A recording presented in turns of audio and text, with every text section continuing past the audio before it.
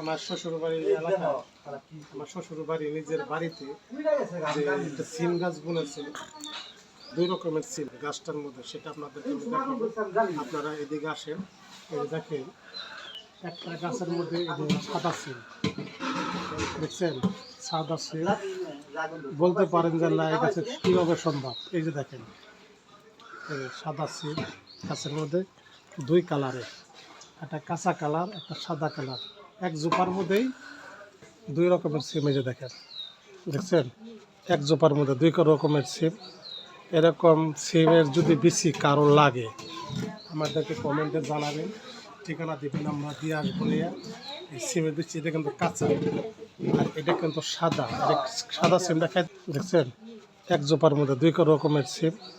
এরকম সিমের যদি বেশি কারো লাগে আমাদেরকে কমেন্টে জানাবেন, ঠিকানা দেবেন, আমরা দিয়ে আসবো। নিয়ে এই সিমের বেশি, এটা কিন্তু কাঁচা আর এটা কিন্তু সাদা।